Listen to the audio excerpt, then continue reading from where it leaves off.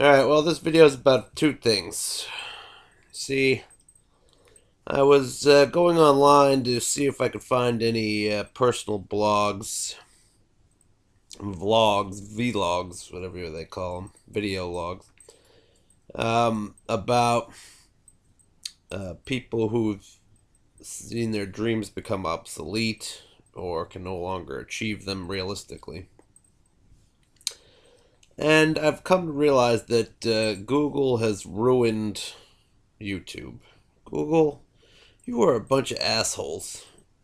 Clearly, they're only interested in channels that generate revenue at this point.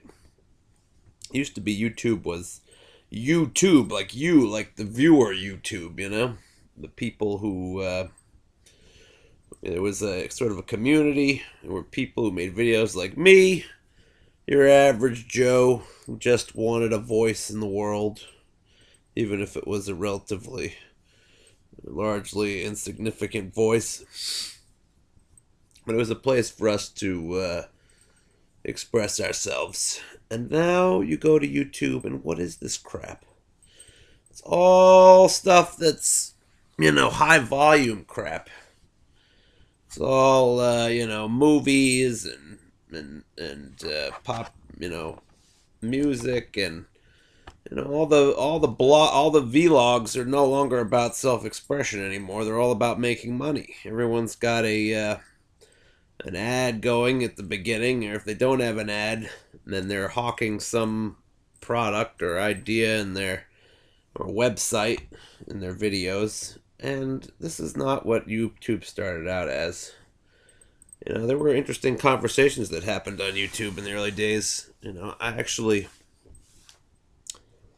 I kind of complained about YouTube early on, but I didn't realize how crappy it was going to get. It's kind of like, pretty much people don't have access. There's no way. I even looked for a way to search for just personal blogs instead of, stuff brought to you. The most, if you go to the most popular section on YouTube, it doesn't feature people like me talking about life. It features, commercial crap. So Google, fuck you, Google. You know, Fuck you and everybody who had a hand in ruining YouTube, making it into a piece of shit. Even if people wanted to find me now, which they don't, but even if they did, there'd be no way to find me. I'd like to find other people like me, and it's not easy anymore. It's become a challenge. There's no way to search vlogs. I mean, you gotta be fucking kidding me. I guess I'm on the wrong website or something. Also, the whole Google Plus thing, that was a real fucking bullshit move you pulled there. I never wanted a Google Plus account. And all of a sudden I'm in Google Plus. You know what? I'm not doing jack. You're not getting a damn bit of my fucking personal information in Google Plus. I'm not telling you where I live. I'm not telling you um, where I'm working or what I do or what I think. You could probably figure that out from this video, but since you're not going to pay anyone to scour through videos to get advertising information, you can go straight to hell, Google. You're a bunch of fucking greedy sons of bitches. Okay. Now that I got that out of the way, how much Google sucks and how much YouTube has come to suck. I'll continue my small segment of the website that nobody will ever find. Because I wanted to also talk about what do you do in life when your dreams don't come true.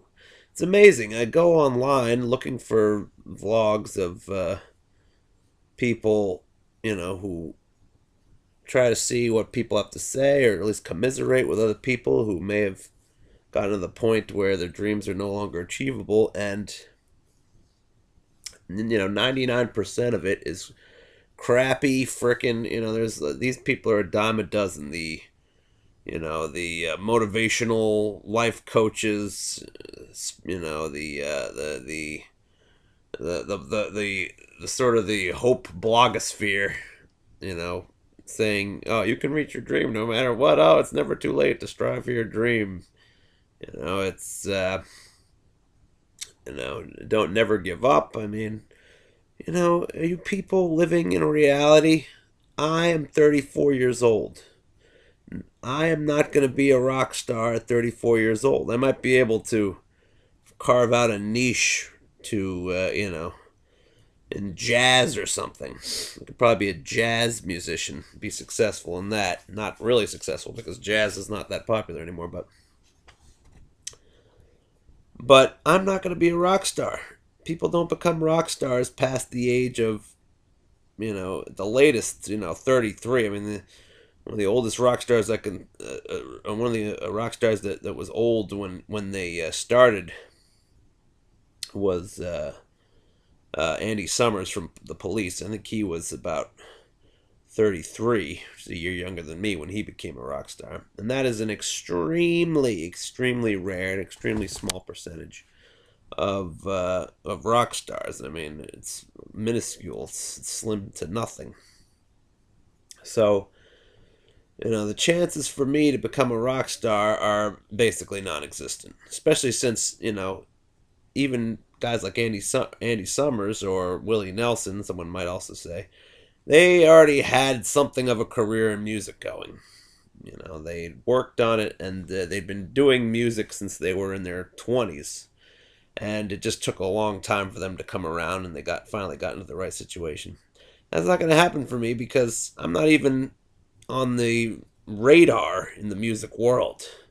I've played in maybe, I don't know, three or four bands, and none of them ever even. I think I had one gig that was a paying gig.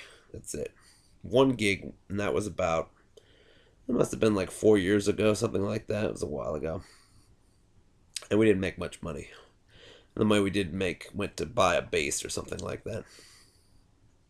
So, I'm just basically even if I could become a rock star at this point, it wouldn't be the dream.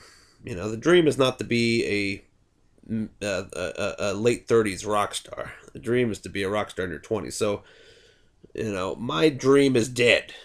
It doesn't matter if magic happens and it just so happens. I'm not going to be the, 20s healthy young beloved rock star that was my dream. So the dream is dead. And it's dead for a lot of artist types. There's a lot of people who wanted to be rock stars. Looks like there's a lot of people who wanted to be poets or writers or actors or painters. Artistic types have it tough because, like look at business people. And I think not all business people achieve their dreams, but they at least get something from studying business. They can be employed and make decent amounts of money, but if you're an artist, it's pretty much all or nothing. You're not going to be a middle class artist most of the time. If you're a middle class artist and you're working ridiculous amounts of time to be an artist, you're working like probably 80 hours a week as an artist if you're going to make a living doing it. And that's not the dream. The dream is not to work 80 hours a week to be an artist. The dream is to write original music, have people love it, and sell a crap load of, I guess these days it would be downloads. It used to be albums, now it's downloads. So, it's just, it's tough for artists. What do we do? If for us, generally things go all or nothing. It's like you study medicine for 8 years. You may not have the best doctor job, but you're probably going to be employable. You study engineering, you're probably going to find a job doing that. You may not work for the firm you want to work for, but you have skills. You study computer programming, you're going to be employable.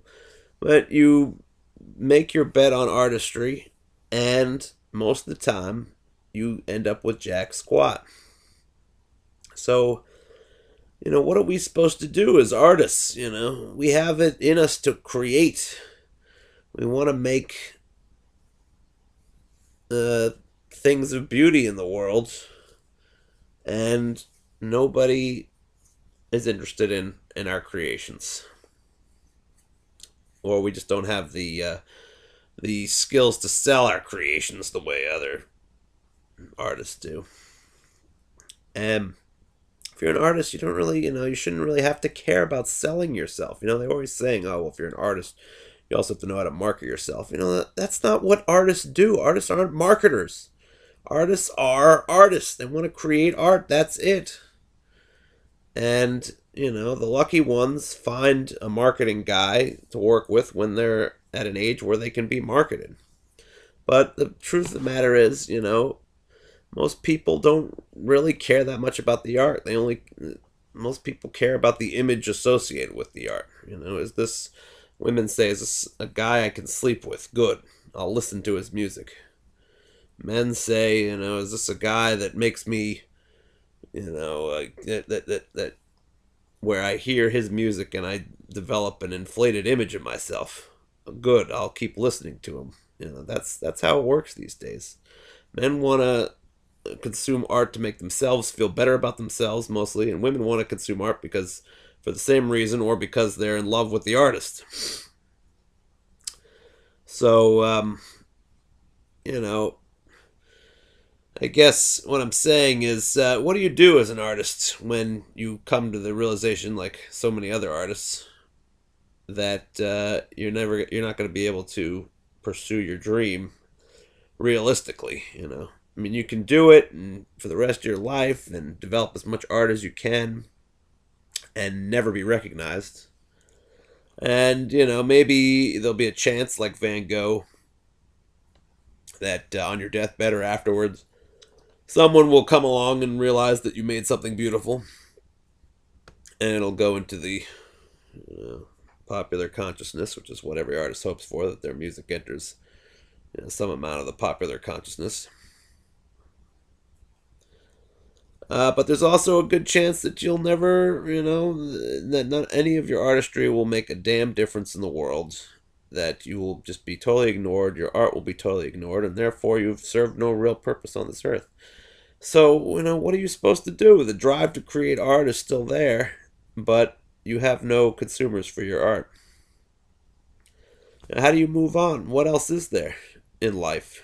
If you live for one thing and people don't appreciate that thing that you live for when you're making it, then how do you move on from that? I don't know. For me, I can't move on. I can't. I'm stuck in a world where my art will never be appreciated, and I just can't accept it. I'm don't have anything else I want to do in life but make art. So, and I'm sure there's a lot of other artists with me.